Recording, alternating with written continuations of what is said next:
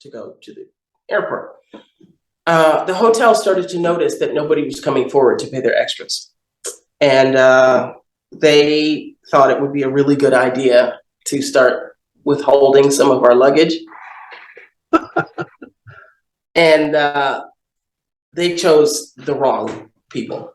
They chose, first of all, Mark Brickman, who's the lighting designer, who is absolutely a genius. The man's vision is unparalleled. You know, he came up with the whole production design of the tours. They kept his bags. We're in Germany, and he's Jewish. Big mistake. So he goes up to the front desk and freaks out. Give me my bags!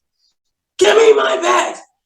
He started, can I curse? Can I say bad words? Yeah, of course. Yeah. He's like, give me my motherfucking bags! God damn it! Give me my fucking bags! Give me my bags, you fucking Nazi! Screaming at the manager. You fucking Nazi! Fuck! Give me my goddamn bags!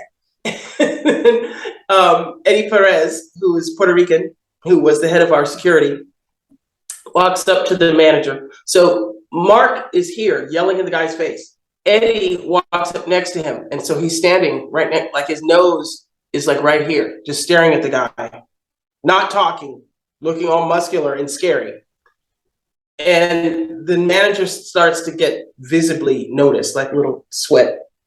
And then somebody traveling with us, our friend Howie Hoffman, who he had a very interesting role in the travels. He basically was his unofficial title was ambiance coordinator.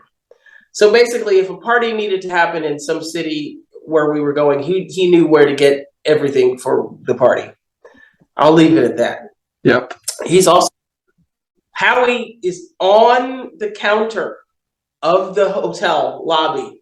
Give us our fucking bags! Ah! Like crazy, completely crazy. Then Scott Page had got a professional like video camera back then. It was, you know, one of the big ones. Yeah. So he's filming everything. And so it was just like a scene out of a Fellini movie. And finally they got scared and they gave us our bags. So we shoved our bags in the van, tore off, and drove straight onto the tarmac, got on the plane, and blew out of Frankfurt with the police about 5 minutes behind us. So that was fun. Good for you, man. Good for you. And how is David Gilmour in? It's different as in the studio versus you just mentioned that, you know, in the studio he knows exactly what he wants, very precise. No, I don't like it, do it again. I don't like it, do it again. How is he, you know, when you're playing live, which you have, all of you have a lot more room, right, to improvise or make it another 20 seconds longer, whatever song they playing it. How is he in the? He was very generous in that. I mean, once we got it down to the way he wanted, then somebody maybe came up with a little ad lib or something and he liked it. He would say, yeah, keep that in, you know. And Sam Brown in particular on the Division Bell tour came up with a lot of great little ad libs that some of them wound up on Pulse. You can actually hear in David Gilmour solo shows where he has a 9-piece choir. We sing this amazing choir bit at the end of High Hopes that wasn't on the original album, which is beautiful. But yeah, he would let us come up with all sorts of little things like that. But if you made a mistake, if you played what we call a clam, and made a bad note, he had this thing we called the smile. So, here it comes. Some bands, if you mess up, you come off stage and they'll scream at you. And David didn't do that. He didn't have to. All he would do was this. If you made a mistake, he'd be playing. We usually were behind him, and he'd be like this, and he'd go. So you knew. And just that smile, just that little look, and you'd be like, "Oh my God!" And you never made that mistake again. Would you like better? It was which was better for you professionally, or the Lapse of Reason tour or the Division Bell tour? I mean, with the Division one, you have been with them playing for several years, right? So you knew everybody inside out. So it was harder on you one or the other, or? Well, they were very different. The Momentary Lapse of Reason tour, obviously, I was a newbie. I was a baby. I was a neophyte. And I was very new to all of it. So it was very exciting in that respect. Also, as I mentioned, it was the party tour. So we had so much fun going out and getting wild and crazy. I was probably like 26. I was in my 20s. And then the Division Bell tour came, and as I mentioned, it was the wives and babies tour, and Polly had come on the scene, and she calmed things down quite a bit as far as David was concerned, and so of course everyone else followed suit. But that was also working with Sam Brown and Claudia Fontaine, who just had would have been her birthday on the 26th of August. And she passed away, right? Yeah, Claudia. Yeah, yeah. And so that was a whole, like, professionally speaking, I mean, Sam Brown is one of the most talented people I've ever worked with, and so much fun. So, I mean, I had the opportunity to work with Rachel and Machan, which was one section, which was great. Then Machan left, and then I was working with Lorelei and Rachel, which of course was the best because I love working with my sister. And then working with Sam and Claudia was a whole different texture and experience. And Claudia was Claudia was one of the most down-to-earth, kind, just real people. So working with them was such a joy. And, of course, the guys as well. So that was fun. But the Division Bell tour was a lot more grueling as well. I mean, the first one, we would do maybe 2 or 3 shows and then have 2 or 3 days off, then 2, 3 shows, then 2 days off or a day off, or like 2 shows in a row and a day off, 2 shows in a row and a day off. It was a lot more relaxed pace. The Division Bell tour was like 5 shows in a row, and then we'd get a day off. Maybe it was very, very difficult. And so in that respect, it wasn't as fun, but we still had fun. Yeah. 5 nights, man, it's tough because, as you mentioned, you go to bed there, in the morning sometimes, and then you need to wake up and then rest during the day as much as you can, and then do another gig. Then you wake up in another city, do another gig. It's not fun. For me, it's fun because I travel, but for the people behind the instrument, like yourself and all the musicians, it's good money to be made, but it's a lot of work, man. Feel free to elaborate in the 1990 the Knebworth Festival, and then you provided, vocals for the Delicate Sound of Thunder and the Pulse as well, which is a very good video. It recently came out on, I think, on DVD, but it took a long time for them to release it. So feel free to elaborate on the Knebworth Festival. That was very good name as well. Knebworth was fun also because that was with Sam and her mother, Vicki Brown, who was such a lovely woman. She died shortly thereafter of cancer, unfortunately, but I was very lucky to have worked with her. And also the one and only Claire Torrey, who sang the original Great Gig in the Sky. It was all of us together, so that was amazing. It was a huge day of music, and Elton John was there, and we followed Paul McCartney. Now, Paul decided to go way over time, and David was furious because he pushed our set back, and it was raining It was torrential rains. It was horrible, but you know, you do what you got to do. And the show went off well, of course. And then we had to fly out in helicopters in a storm. We all thought we were going to die because it was raining that hard. It was terrible. But I got to meet Paul McCartney and Linda. That was nice. So it was a wonderful day. It was a wonderful day, despite the fact of the late showtime and the terrible rain. Yeah, good for you, man. Looking back, is any stupid question, any favorite Pink Floyd song, both that you like, and then the one that is the favorite for you to perform? In terms of songs that I like, I love Us and Them, as I mentioned.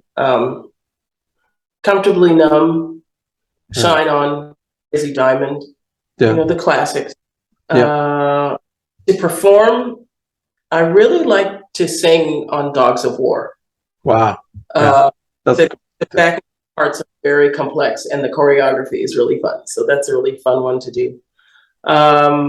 Great Gig in the Sky, I have a love-hate relationship with because it is hands down the hardest song I've ever had to sing. So when I do it well, it's amazing. But when you mess it up, it's very upsetting. So it's both my most and least favorite. Depending on whether you have a good night or bad night, sing it. Yeah. Are you tough on yourself? I mean, without everybody, David Gilmour looking at you or everybody else, you can, when you go to the hotel, you know, well, I should have done this or start 5 seconds later or 5 seconds before. It's tough for you to. That's what we do. So yes, of course. You have toured so many countries. Any one of your favorite, if you can, that you would like to go back? Before, I know you love living in Italy. I heard and I read that somewhere. So, or this is it for you, or any else, you know, Tokyo or Sydney or any Latin America. I would love to go back to Australia. Australia was amazing. Hopefully I will make it back there. I obviously love Italy because I moved here. Italian people are so unique and beautiful, and the food is fantastic. And it's a beautiful country. I spend some time in the Netherlands. I have a lot of friends there. It's a cool country. I thought about moving there, but it's too cold.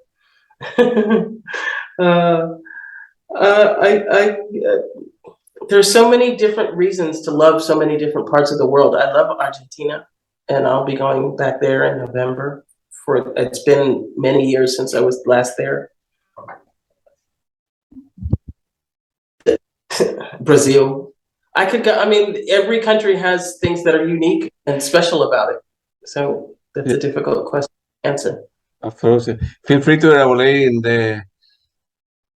the album 25 years later, the recent single "Hey Hey Rise Up," in support of the people in Ukraine. Feel free to elaborate. I know the story, but you know the listener may know the story about how it happened, and I think you guys were working on that particular album before. I'm not on Hey. No, you're not in that. Oh, that's Louise. Huh? That's Louise Claire Marshall.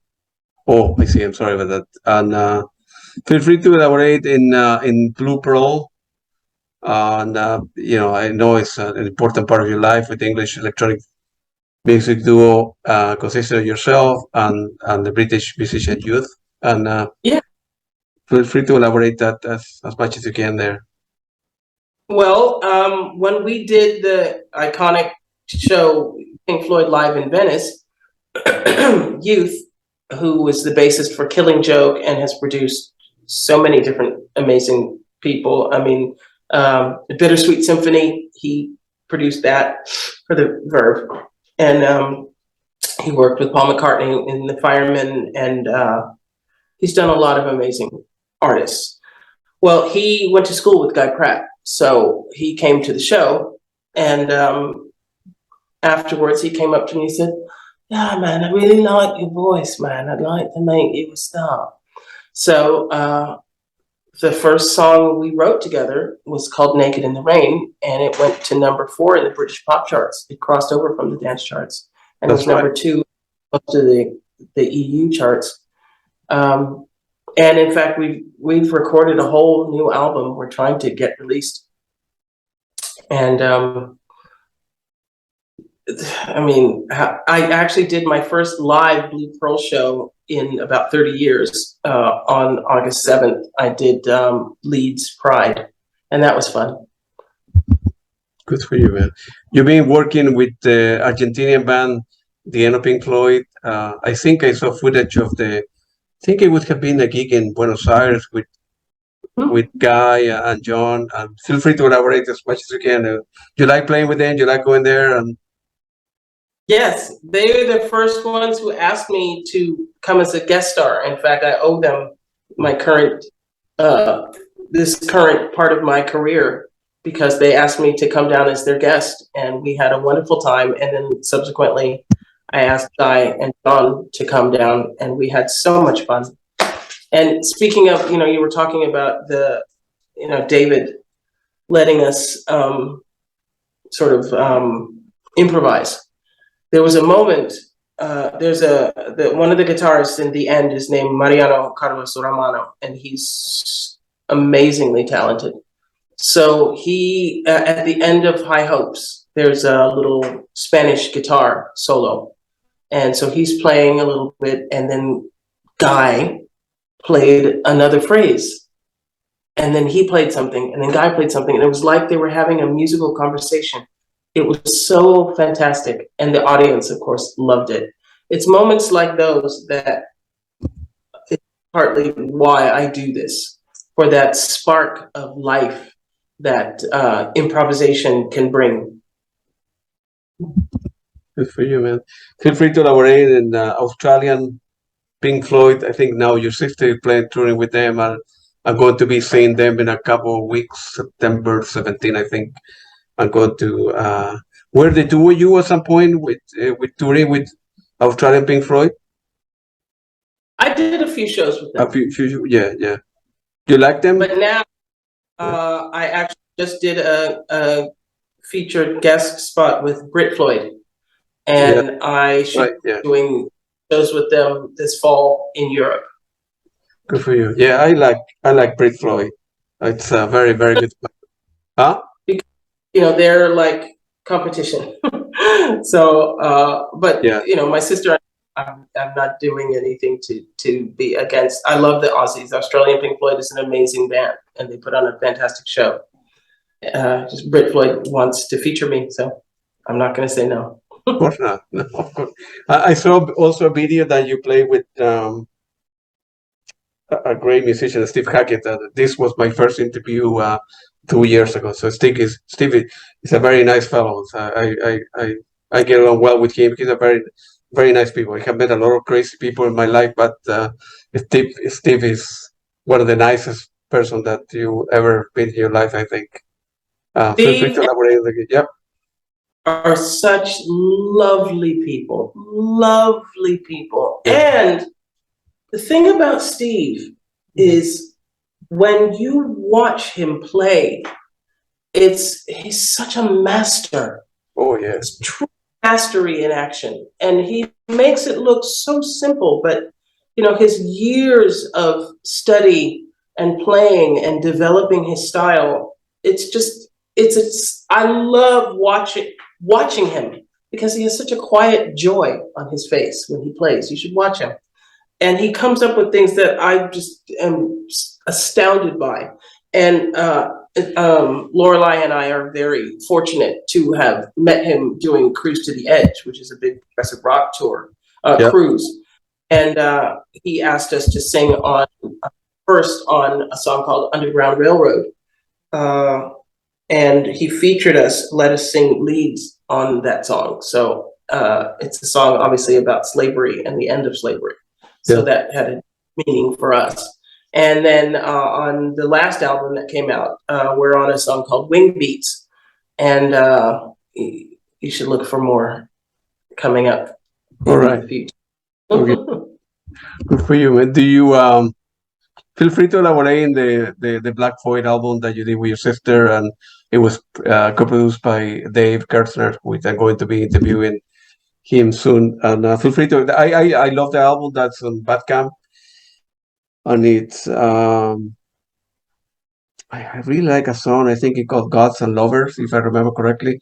It's very well done album. So congratulations, Durga. Thank you. I know you're a very humble person, and your sister too, but you feel free to elaborate as much as you can. The album it's very good, very well put, very put together. The sound, the recording, it's a masterpiece. So. Thank you very much. Well, first of all, it started with Dave Kerzner producing, but it took us, 7 or 8 years to finish. So in that time, Lorelei and I also stepped in, and then ultimately David Fowler, who plays guitar with the Australian Pink Floyd. So it's produced by the four of us, really. And "Gods and Lovers" is my favorite song on the album, and even though I wrote it with John Karen, actually, and John is playing on it. And sometimes as a songwriter, you'll come up with an idea, and it comes out not quite how you envisioned it. And then sometimes it comes out better than you envisioned it. And I almost started crying when I heard the final mix of "Gods and Lovers." When John added his keyboard parts, he just elevated it. So, and I just love the song. I absolutely love the song. I'm very proud of that album, and I'm very happy that my sister and I were able to do this together. She's an amazing vocalist, and she has some songs on there also that she wrote. And I think we really came up with a great labor of love that is very reflective of what we wanted to present to people. So yeah, I'm happy with it.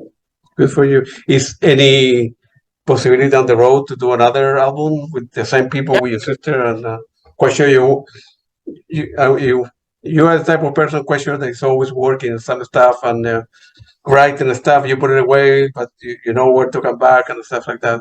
You're very great creating in that, right? So, well, I'm always writing, and in fact, I'm sitting at my my little studio area.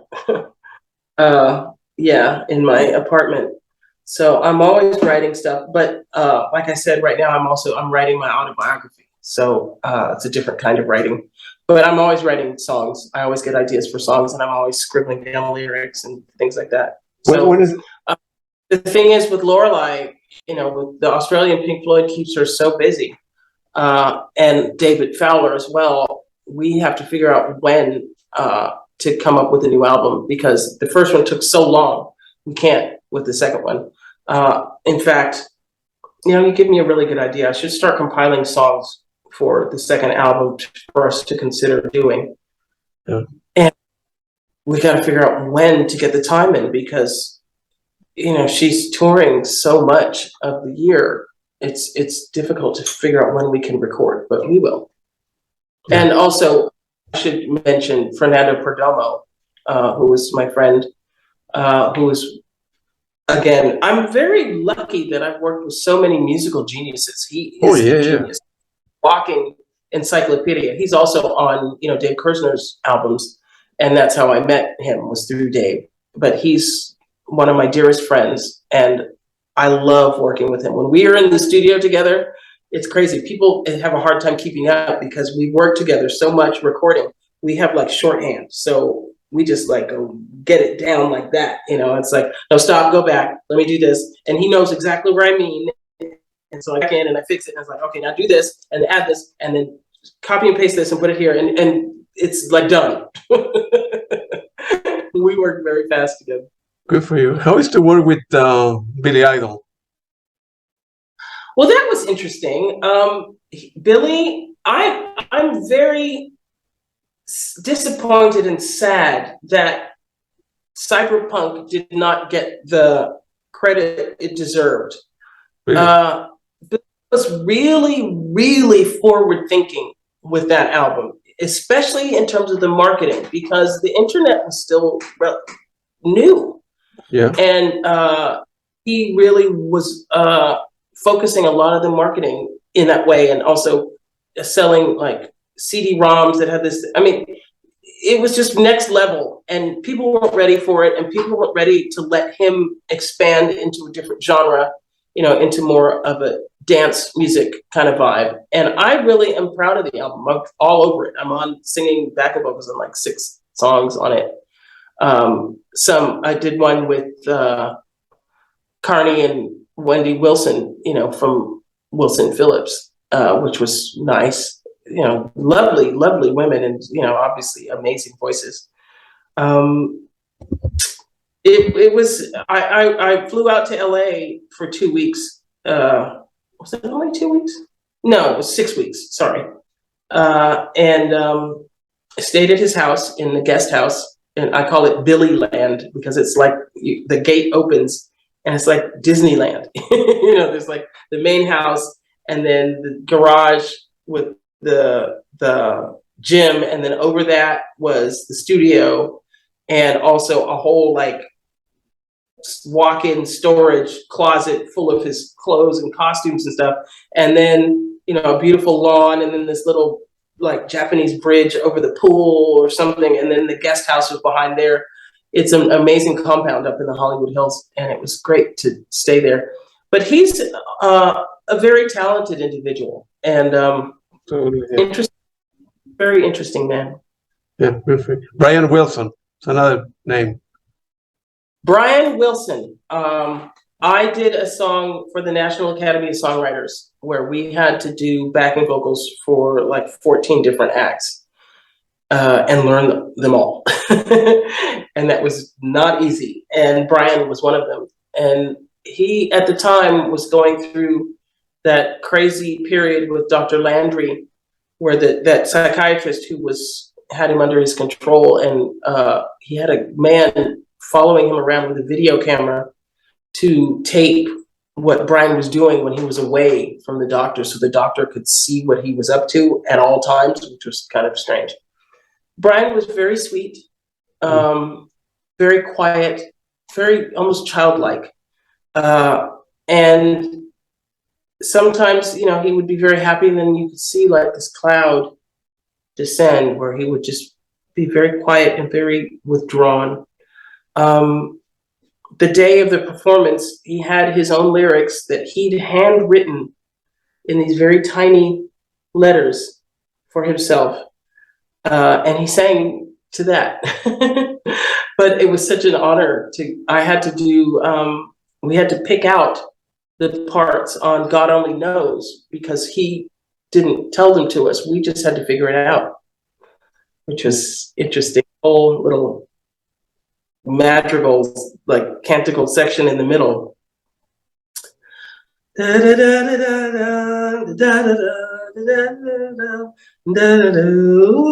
All that, we had to figure that out. So we did. But again, an honor to work with him. Michael Bolton was also on that show. He was a lovely man. Really? He's really sweet. Yeah, so nice. So nice. I was flirting with him. I'm quite sure a lot of women would do that. He was dating somebody at the time. And I, you know, in heels, like when I'm wearing 5-inch heels, I'm 6'3". So I'm a very tall woman. He's not that tall. So that didn't happen. Oh my God. What about, you have the opportunity to meet, I think, David Bowie, Prince, and all this very, how's it like to, I never have the opportunity. Actually, there are 3 bands that I wish I have seen. David Bowie, he didn't come to the United States that much. He didn't do many tours. Prince, for one reason or another, I never saw him. So feel free to elaborate how they are like in the real world as human being. And David Bowie is, again, one of the nicest human beings. yeah, The nicest human being I've ever met. So gracious And, you know, it's really nice when you meet people that you look up to and they are even better than you imagine them to be. He was like that. So I first met him, I think that was first. Again, doing these videos that I used to do. I was in the video for Day In, Day Out and playing a hooker on Hollywood Boulevard. And the choreographer, because the whole thing, he was on roller skates for the whole video. So they had a choreographer for that. And I knew the guy who was a choreographer because he choreographed me in some other videos. And so we were off, you know, on set talking between takes or something. And David strolls over. He says, "Hello, I'm David." Yeah, I know, because it's your video and you're fucking David Bowie. So yeah, I know who you are. But he was just wanted to hang out and chat. Yeah. And he was lovely. And then later, when I was with Pink Floyd, because David Gilmour and David Bowie were quite close. Yeah. David came to see us in Lausanne because he had a house there in Switzerland. And normally the show would be any special guest would be out in the middle of the house. There was a special seating section there for them. But because this stadium, they had festival seating, so there weren't any seats, you know, so he couldn't be escorted out through like crowds of people. He never would have made it. They sat him next to the desk, next to the stage at the monitor mix desk. So if the stage is here, like right here, kind of below the level of the stage where the guy's mixing the sound on the stage for us. Yeah. So he sat there. So the three of us walk out, and he was on our side of the stage where the singers were. And we realized all at the same time, we're wearing these really short dresses. So David Bowie could see up our dresses, basically, for the entire show. So I had to do an entire Pink Floyd show with David Bowie looking at my butt. Were you married at the time? You were married before, right? Yeah. No, I didn't get married until I was 48. Oh, I guess. So. Yeah. Wait, no, 42. So anyway, I was in my 40s when I got married. Well, before you were, you know, single, partying hard with the Pink Floyd guys, and somehow I have read so many stories about David Gilmour, and then I have seen interviews. I never have the opportunity to meet him. Hopefully one day. In the interviews, he's kind of very quiet, very reserved, like a normal, you know, British man. But you know, in real life, you know, people do. It's another David altogether. You know, the David that you met versus the David that I have seen in interviews are two different. What he's like. He's very quiet and reserved, for the most part. But the thing is that a lot of people don't realize is he's actually shy. Really? You know, he hides it very well. You know, he walks into a room and he's got this sort of regal presence, you know, as if he's royalty almost. But a lot of behind that reserved nature is someone who's very just socially awkward in a way. He's shy. Yeah. And he's, you know, he's I don't know why people say, oh, he's just like normal people. He is a normal person. He's a person. Of course, yeah. Anyone, you know, all of us who perform on stage, yes, we may do that for a living, but we wake up and, you know, go to the toilet just like everybody else. Yeah, I'm very shy myself. I never thought that I will be doing these interviews and talking to people over the world. Believe it or not, it's like a persona that I put, because then I go back to my normal world, and then I'm very different, I think, in many ways. When is your autobiography coming out? Oh, excuse me. Well, I have to finish it first. I actually, a year from now, 6 months. Or you don't know yet? I'm right.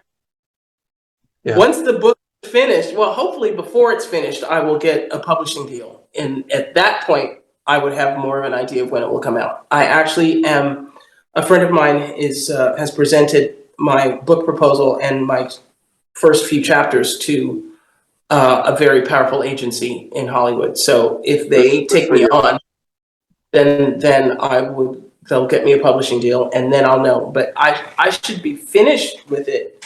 I'll definitely be finished with the book within the next 6 months, probably the next 3 months, because I've been writing. Good for you. What kind of music are you listening nowadays when you're not working with a particular artist or touring? I've period where I've been obsessed with Dua Lipa. I love her. Love Future Nostalgia. That is a flawless album.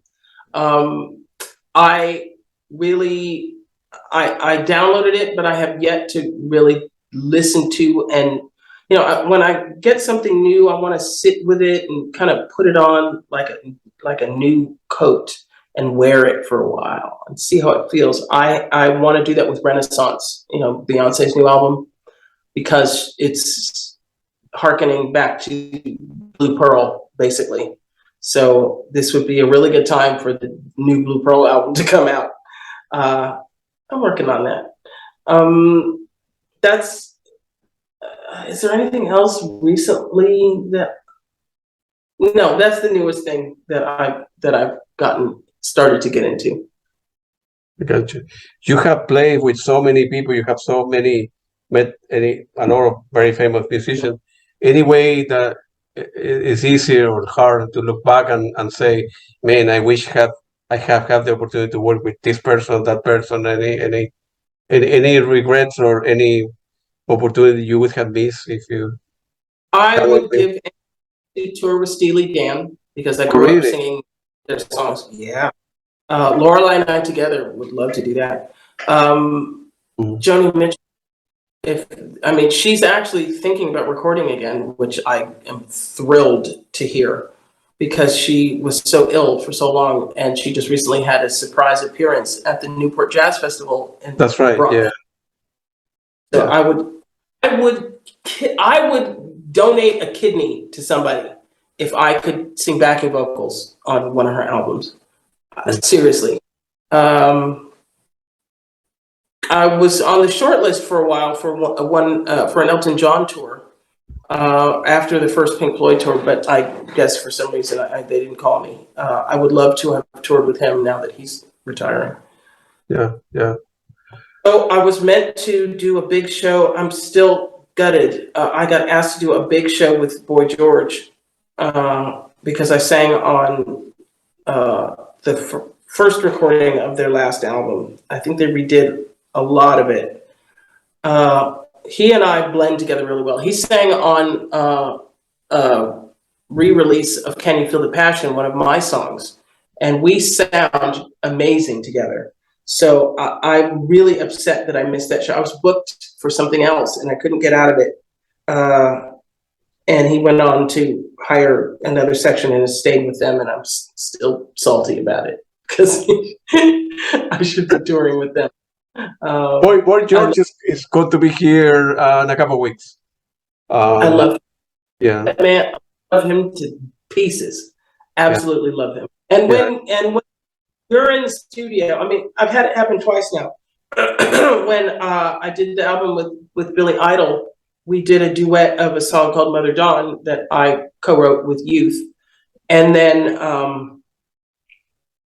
so hearing Billy Idol sing my lyrics is kind of like, I wrote that. That's that, dancing round the fire, circling the... Hearing his voice sing my words was kind of like, oh, that's cool. And then same thing with Boy George singing on Can You Feel the Passion? Did this ad lib, can you feel the passion? And I'm like, that's Boy George singing my song. So, we, like I said, we're normal people. We have fangirl moments just like anybody else. And hearing Boy George sing on my song, I definitely had. Yeah, I think I'm going to that show. I got tickets on September the 8th of the night. He's playing in a place called the Wolf Trap. I don't know if you know. Oh, really? Yeah, I live about 15 minutes from there. So So if George, I'm Talk sorry. to him. If you talk to him, tell him No, that I wish I need you need to send an email so I can meet the guy. I would love to meet the guy because my wife loved him and I don't care one way or another if he's gay or this or that.